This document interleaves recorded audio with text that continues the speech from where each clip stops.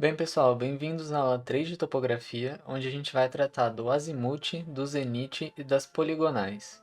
Esses três principais conceitos que vão ser vistos na aula de hoje vão servir para a gente poder, finalmente, na próxima aula, fazer um exemplo de um levantamento topográfico, que, como eu disse, é um dos principais objetivos da gente aqui em topografia. Para o planejamento da aula de hoje, a gente vai fazer uma rápida revisão para entender o que eu estou procurando, né? Qual é o objetivo de um levantamento e para que vão servir essas coisas aqui. Depois vamos analisar o que é um ângulo de azimuth, o que é um ângulo de zenite e o que é uma poligonal. E por fim, entender como é que são encontrados alguns detalhes. Antes de iniciar a aula, eu queria lembrar para vocês que o movimento Toninho está aparecendo aí na tela, né? Eu tenho uma maneira que vocês podem me apoiar diretamente através de doações. Não importa o valor que seja, por menor que seja, você está me ajudando a continuar com o projeto, a comprar materiais e equipamentos melhores. Enfim, a cada vez mais está melhorando aqui o canal no YouTube e o projeto como um todo. Dito isso, vamos ver o que a gente está procurando então, afinal de contas. Na aula anterior, a gente viu vários conceitos relativos ao plano topográfico, por exemplo, que é o local onde os pontos vão ser projetados e planificados. Antes de aprender a fazer a coleta de dados propriamente dita e a sua manipulação, né, as contas, vamos entender o que a gente está buscando. Como eu já tinha dado uma adiantada antes, para iniciar um levantamento a gente tem que definir os pontos do limite do terreno que a gente quer analisar. Então eu fiz um exemplo aqui, eu tenho os pontos E0, E1, E2 e E3, né? São pontos que foram demarcados em um determinado terreno. Para poder encontrar as coordenadas x e y desses pontos e concluir o levantamento, a gente tem que medir algumas grandezas.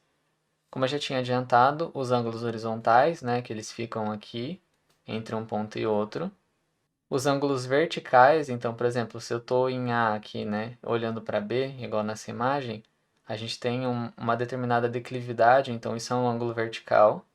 E a distância inclinada entre os pontos, que é essa daqui, né, de A até B, que depois vai ser transformada em uma distância horizontal para a gente poder representar aqui. Então, o que a gente vê aqui é a distância horizontal. São esses os três principais pontos que a gente está buscando. As medidas obtidas vão ser então matematicamente manipuladas e a gente vai fazer a correção dos erros das medições, que podem ter acontecido por causa do equipamento, por exemplo, né, por causa de condições ambiente. Mas antes de aprender a fazer essas manipulações, que vai ser a próxima aula, vamos entender como obter as medidas, o azimuth e o zenite, que são esses ângulos que eu mencionei, só que com um nome novo, né? Começando então pelo azimuth e a relação dele com o polo magnético. Bem, o polo magnético, né, o polo norte, é facilmente obtido com o uso de uma bússola. E ele permite que a gente oriente qualquer linha ou referencial, né, qualquer alinhamento que a gente tem, em relação ao referencial magnético do polo norte. O detalhe é que o polo sofre mudanças em função dos movimentos de rotação e translação da Terra, ou em função de comportamento de corpos como o Sol e a Lua, né? Vai variando um pouquinho esse polo. Então, se eu tenho um alinhamento que está sendo referenciado através desse polo magnético, eu sei que ele vai variar com o passar do tempo. Por isso é importante que quando eu vou fazer a medição em campo, eu anote a data, né? Eu tenho que anotar a data em que a medição foi feita. Sabendo disso, o que é o azimuth? O azimuth é o ângulo horizontal de abertura entre o norte magnético e um alinhamento. Então, por exemplo, eu estou com a minha bússola, né? Eu sei que o norte está para cá, isso é um fato, o norte está aqui. Se eu virar o meu equipamento, né, e medir um determinado ângulo até uma posição de interesse B, esse ângulo aqui é o azimuth, em relação ao norte magnético e ao ponto de interesse. Reparem que eu posso ter um azimuth à direita, né, então vindo por aqui, ou à esquerda vindo por aqui, mas o à direita é muito mais utilizado. Ele pode variar de 0 a 360 graus, né, independente de onde estiver aqui eu vou ter um círculo, então de 0 a 360. E os mapas topográficos normalmente são orientados pelo norte magnético através do azimuth. Aqueles pontos que eu tinha marcado anteriormente, perceba agora que eu posso vir aqui e colocar, por exemplo, se eu estou lá no meu terreno e eu usei a bússola, e eu percebi que o norte é exatamente aqui para cima, eu vou poder calcular então os azimuths dos alinhamentos. Eu comecei em E0, então aqui, né, é o meu começo, o meu ponto inicial. O azimuth de E0 para E1 vai ser então saindo aqui do norte, né, sempre saindo do norte, eu vou ir girando ele aqui até eu encostar na linha que vai em direção a E1, né? Eu estou trabalhando de E0 a E1. Então esse daqui é o meu azimuth. Aqui eu coloquei valores aproximados, né? Depois a gente vai ver isso com mais exatidão, mas então é aproximadamente 275 graus. Agora vamos fazer de E1 para E2. Então, de novo, eu saio do meu norte magnético e caminho até encontrar o alinhamento. Então, aqui eu tenho um pouquinho mais que 180, né? 191, sei lá, um valor assim. Agora de E2 para E3. De novo, eu vou sair do norte, sempre saindo do norte, e vou caminhar até encontrar o alinhamento. Nesse caso aqui é um pouquinho mais do que 90, então 93. E por fim, né, voltando ao ponto inicial, então de E3 para E0, eu tenho aqui um ângulo bem pequenininho, eu vou mostrar aqui no próximo slide. Eu dei um zoom nele aqui, então olha só, né, essa coisinha verdinha aqui, saindo do norte e vindo até esse alinhamento, é um ângulo de 2 graus, por exemplo, né, ele é super pequeno, mas ele existe, ele está aqui. Então, com isso, eu calculei o azimuth dos meus 4 pontos para poder referenciar eles em relação ao polo norte, né, ao norte magnético. Agora, o que é o rumo que está relacionado com o azimuth? É o menor ângulo, isso daqui é bem importante, horizontal, formado entre a linha norte e sul e o alinhamento observado. Então, agora eu tenho essa linha inteira aqui, norte e sul. Ele vai variar agora, ao invés de ser de 0 a 360, de 0 a 90, justamente por causa dessa questão do menor ângulo, a gente já vai ver. De novo, ele pode ser feito à esquerda ou à direita, né? Então vindo para cá ou para cá. E um detalhe é que ele precisa da indicação do quadrante em que se encontra o alinhamento. Então, se o meu alinhamento está aqui, por exemplo, né? Eu tenho uma linha aqui, eu sei que ele está no primeiro quadrante. Agora, se eu estivesse olhando para cá, ele estaria no terceiro quadrante. Então, né, tenho 1, 2, 3 e 4. É um pouco diferente de quando a gente trabalha com matemática. Em matemática é 1, 2, 3, 4, né? Aqui é um pouquinho ao contrário. Qual que é a relação entre o azimuth e o rumo? E também aproveitando para dar alguns exemplos de rumo. Dependendo do quadrante que você está, você vai usar uma fórmula diferente. Estando no primeiro quadrante, por exemplo aqui nesse B, o meu azimuth ele vai ser igual ao rumo, né? Porque ambos saem da parte norte aqui e vêm até o ponto. Então, não tem nada para ser feito, né? O azimuth é igual ao rumo. Agora, se eu estiver no quadrante 2, percebam que o azimuth, né? Como sempre, ele sai do norte, então ele vai ser toda essa parte verde. Só que o rumo, o que eu disse aqui? Ele é o menor ângulo entre a linha norte e sul e o alinhamento. Então, ó, linha norte e sul, essa daqui. Esse ângulo é muito grande. Esse sim é o menor ângulo entre a linha norte e sul e o alinhamento, né? Então, o rumo é esse vermelhinho. Essa é a diferença dele para o azimuth. E qual que é a relação dos dois? Bem, percebam que eu tenho aqui, né, 180 graus. Se eu fizer 180 menos o rumo, eu tenho o azimuth, ou, enfim, o contrário, né? Então, essa é a relação entre eles. Bem, aí o resto é bem parecido, né? De novo, o azimuth saindo do norte, então eu tenho ele rodando até esse alinhamento aqui. Só que o meu rumo é o menor ângulo entre a linha norte e sul, então ele pega essa linha toda. E o meu alinhamento, qual que é o menor ângulo? É esse daqui, né? Não é esse, por exemplo, esse é o menor. Aí a relação é que eles são praticamente iguais, né? Só que eles têm 180 graus de diferença. Então o azimuth vai ser 180 mais o rumo.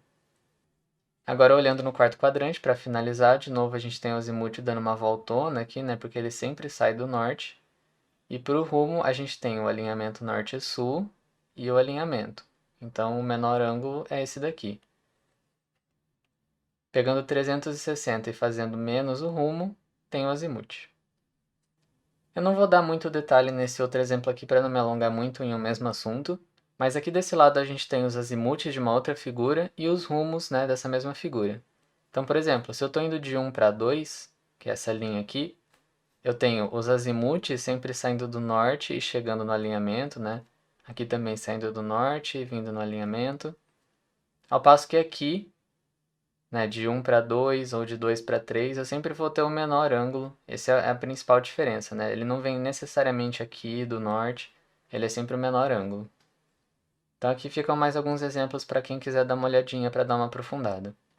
Beleza, agora falta o zenith, né, que é o outro tipo de ângulo. O zenith eu já tinha dado uma adiantada mais ou menos lá atrás, a gente não tratou ele como zenith, mas ele está relacionado com o ângulo vertical que eu falei que a gente mede, né?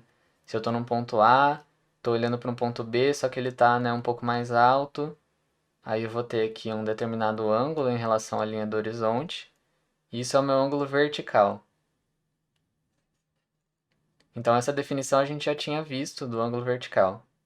O que é o ângulo zenital? É o ângulo formado entre o zenite, que é a parte, né, alinhada aqui com a linha vertical do lugar, que vai lá para o centro da Terra, e a linha divisada. Ele varia de 0 a 180 graus.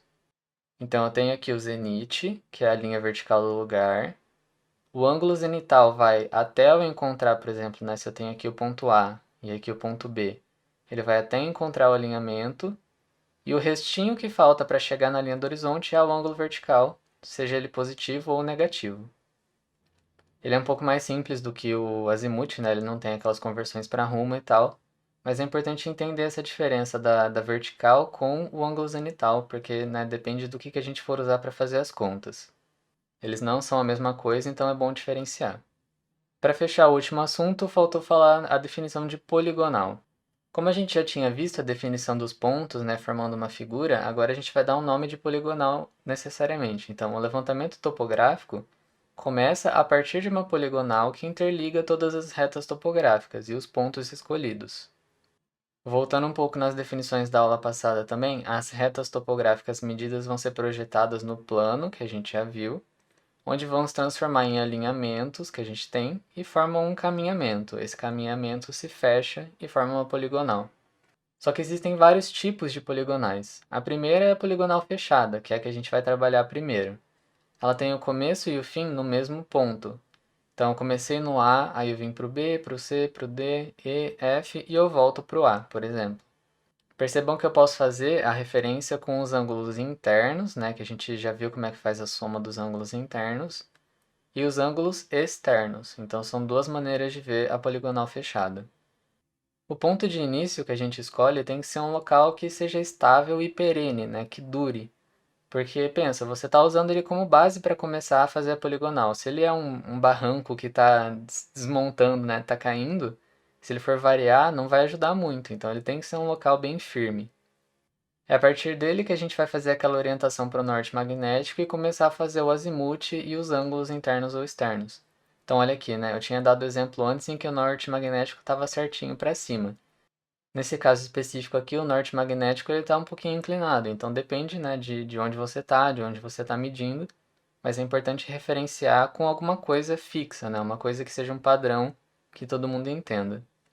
A poligonal apoiada vai ter início e fim em pontos que já são conhecidos.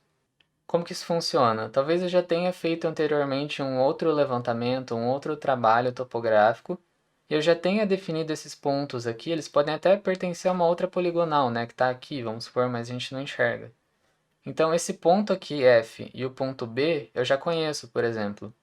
Então eu monto a minha nova poligonal com base em, né, o início e o fim em pontos que eu já conheço.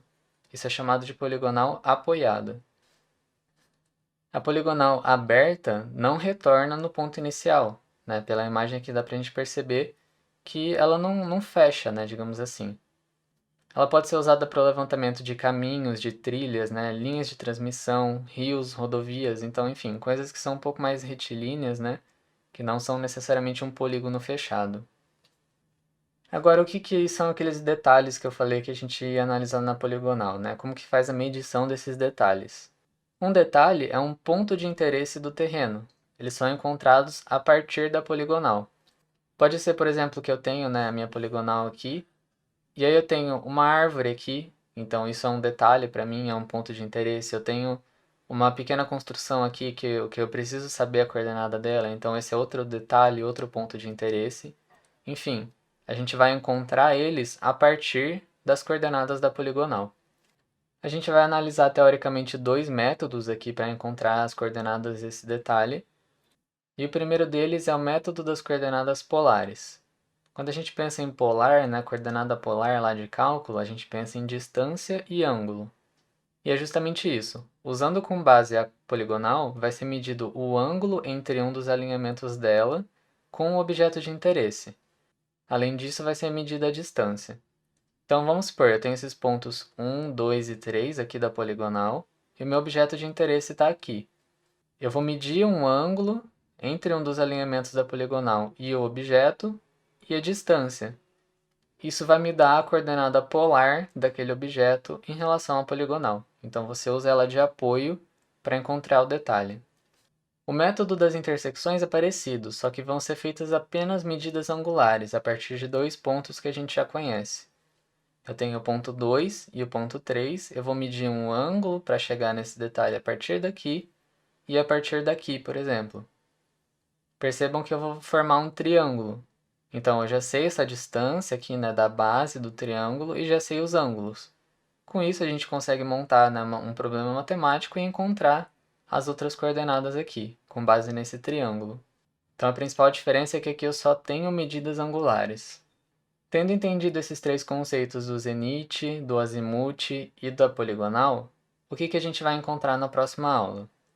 Ela vai ser a execução de um levantamento planimétrico, né? Então a gente não vai levar em consideração as alturas na representação, em uma poligonal fechada. Então é um exemplo disso daqui, né? A gente tem um determinado terreno que vai ser demarcado, e eu quero saber de cada ponto dele quais são as coordenadas x e y de um plano cartesiano. Então o levantamento vai ter esse objetivo.